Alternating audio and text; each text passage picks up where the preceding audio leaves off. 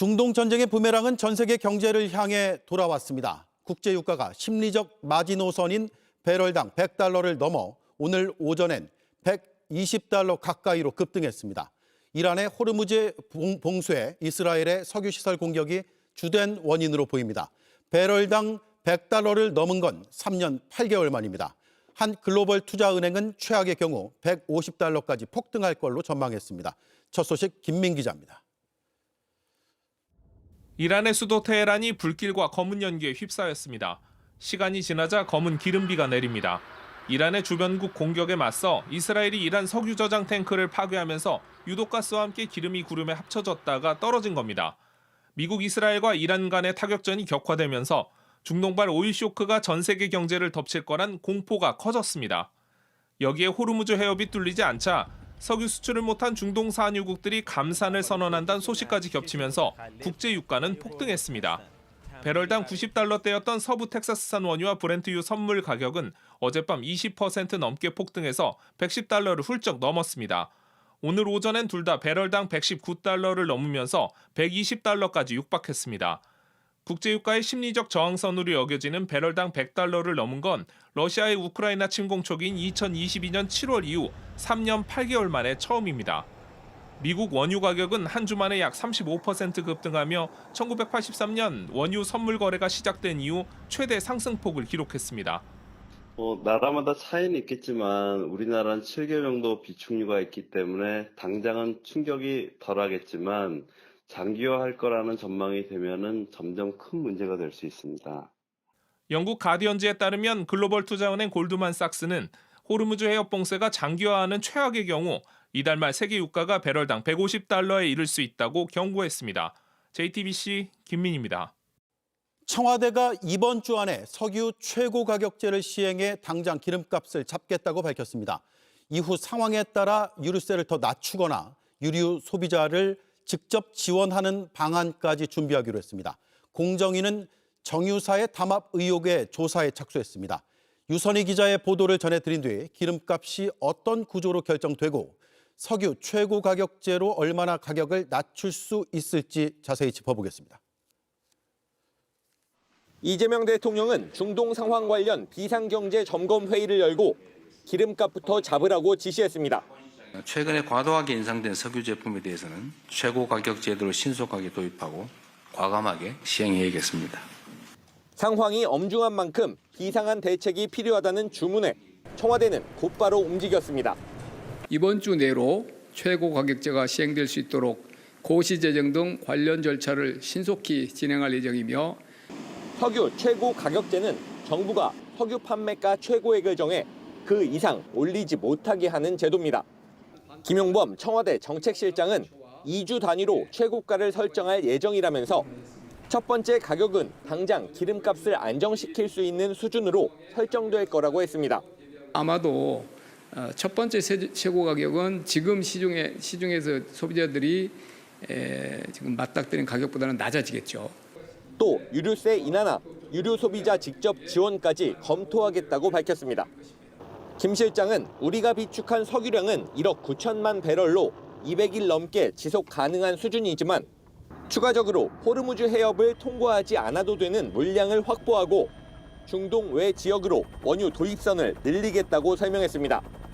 공정거래위원회는 주요 정유사를 대상으로 담합 의혹을 밝혀내기 위해 현장 조사를 시작했습니다. JTBC 유선입니다.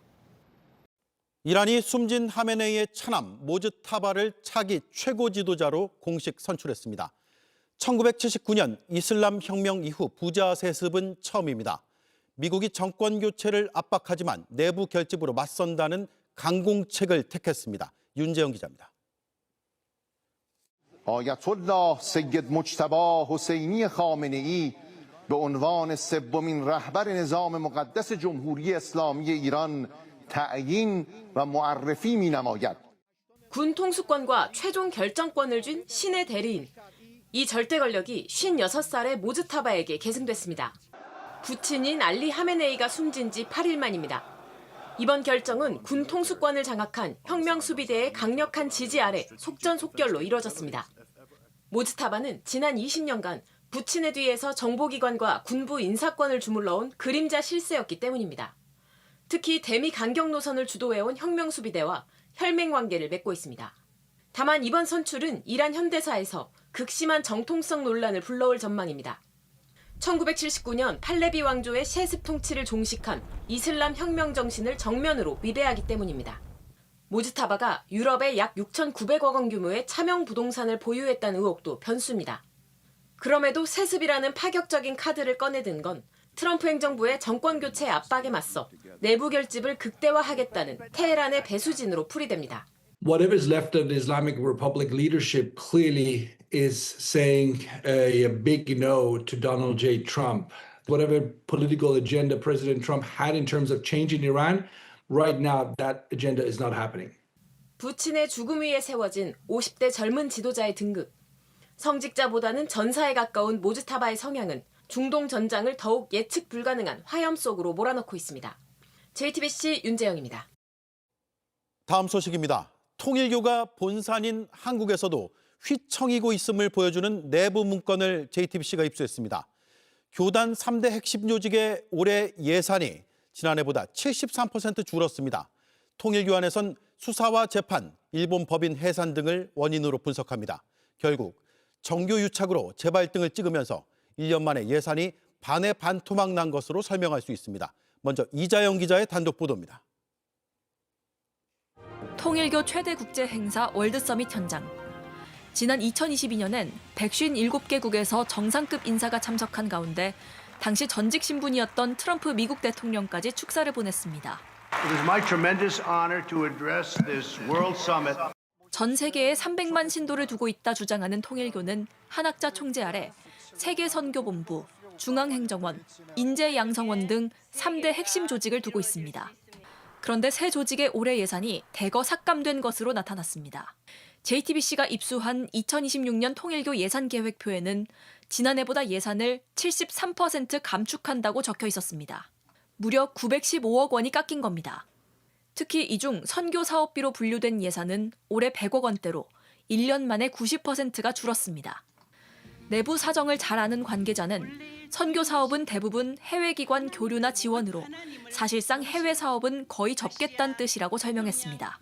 통일교는 행정조직 고위 간부 회의에서 2026년 대내외 상황으로 참어머님, 즉 한학자 총재의 구속과 전례 없는 국가적 차원의 실현, 그리고 일본 종교법인의 해산으로 인한 헌금 위기를 언급했습니다.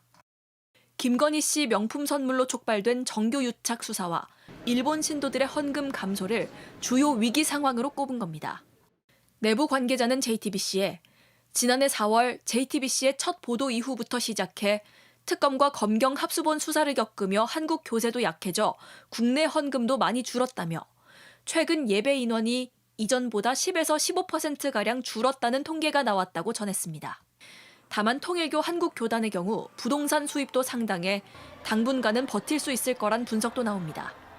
JTBC 이자연입니다. 오세훈 서울시장이 지방선거 후보 등록을 하지 않는 초강수를 두자 국민의힘은 긴급 의원총회를 열었습니다.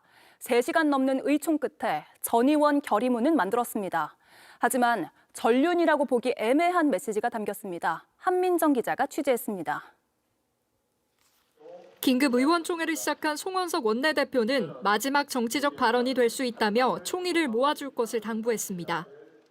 첫째, 12.3 비상계엄에 대한 당 차원의 명확한 사과와 반성의 뜻을 다시 밝히는 일입니다.